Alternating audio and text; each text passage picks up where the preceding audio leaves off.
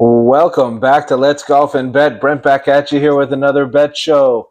This week we're going to be breaking down the Wells Fargo Championship and the newly added Myrtle Beach Classic.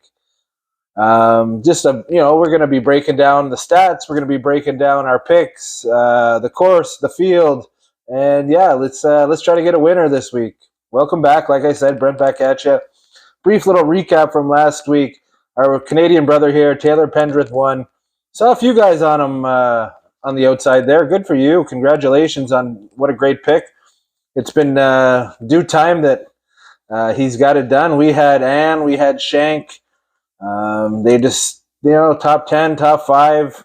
We're in the mix every week here. It's been a strange year, but we're going to try to get some more winners for this season being over. Last week's long shots we touted. Semikawa, Hatsutsune, they all played well. If you guys jumped on those top 5s and top 10 numbers, top 20s, you would have had a great week. This week's field at the Wells Fargo, 70 players, no cut, signature event. No Scotty, no Ludwig Oberg, one of the top players in the world, leaving a handful of the great players that we have on the PGA Tour still available. Rory, Xander, Cantlay, Thomas, Spieth, and the boys, Wyndham Clark. Past champions, 2023, as I say, Wyndham Clark took it last year. 2022, Max Homa took the win here at Quail Hollow. 2021, Rory. 2019, Max Homa took his first win.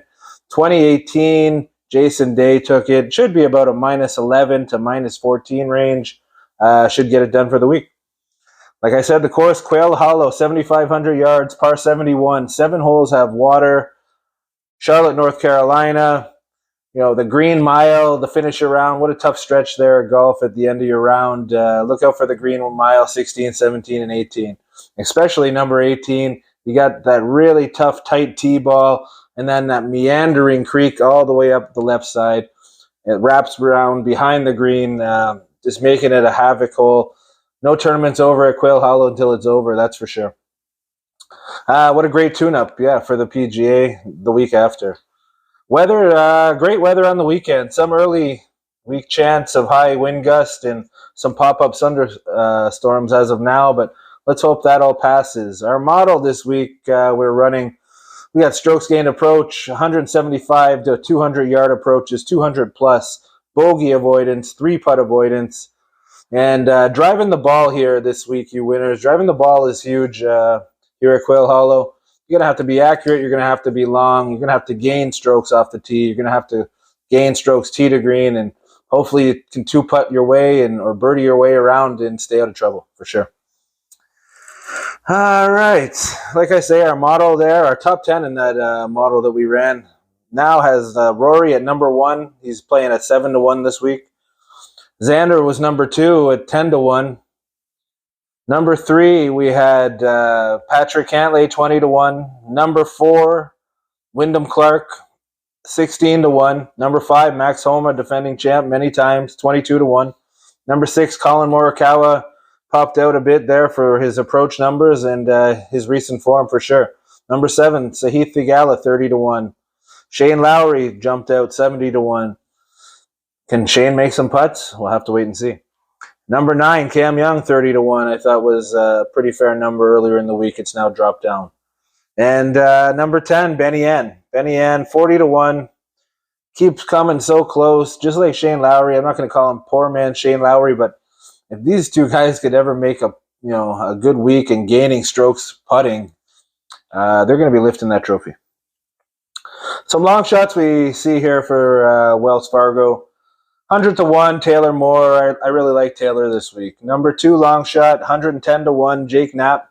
See if he can carry that good form over from last week. And number 3, Cam Davis, 120-1. I think a lot of people are sleeping on Cam this week. He can play on these big boy golf courses, and it's been playing pretty good. We'll have to wait and see how he does. And also, we got that alternate event this week in Myrtle Beach Classic. A few weeks ago at the RBC Heritage, I said it was the only stop we had in South Carolina, but this newly added tournament, good to see, giving a lot of guys some chances, trying to grow the game in different ways. They actually had a YouTube qualifier here. I believe it was like 8 or 10 Corn Ferry guys and 8 or 10 YouTuber influencers duked it out. Matt Atkins, former PGA Tour pro, won that one, got himself into the field. And Wesley Bryan's brother, George Bryan, like I talked about before, the Bryan brothers, they will be teeing it up together, which is cool to see.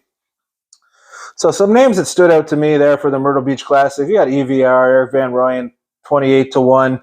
Bo Hostler, 28-1. Taiga Semikawa, 45-1. Rio Hasasune, 40-1. Andrew Novak, 35-1. Henrik Norlander been playing some pretty good golf, 100-1.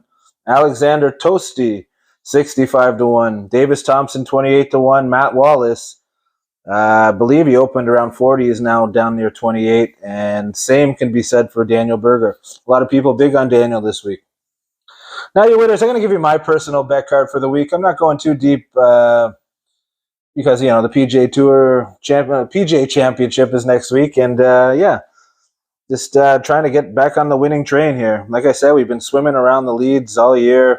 A lot of second places, a few outrights. We got to try to grow that now. We're at the 20 event of the year. So my personal bets for the week, my first pick at 16-1, we got Wyndham Clark. Wyndham, like I said, former champ here, playing some steady golf all year, always falling a little short to Scotty. Scotty's not here. Ludwig's not here. It's your week. Let's go. Number 2 pick, Cam Young, 25-1. It's time, Cam. It's a real good track for you. Bomber's Paradise. Let's get that driver going. Number 3, a bit of a long shot. We got Taylor Moore, 100-1. Jake Knapp, 110-1.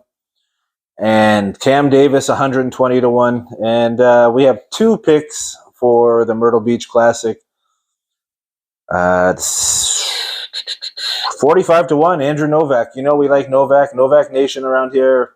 Good player, been playing real good golf all year, sniffing around the lead. I'm kind of going on what I've been seeing the last few months from these guys. No deep dive, new course, not a lot of stats in there. And 80-1, Nico Echeverria, the Colombian who won last year, has been really showing signs of playing some good golf. In this alternate field, the guy that's 28-1 or 10-1, or the guy that's 200-1 can win. Just like any week, but this a little higher chance than others. Not much difference between the board at 45-1 and 200-1, in my opinion. Well, like I say, the last, 18 months golf betting have been really good for this channel, and I hope you guys have been following along. We've hit, I believe, 12 outrights in the last 18 months. It's slowed down since January this year. Only hitting Jaeger and Scotty at the Masters. Let's see if we can get that Grand Slam this year for the majors. That would be a real feat for me and everybody out there who plays those great picks. Like I say, you guys always play responsible. Let's win some money. All the best. Good luck.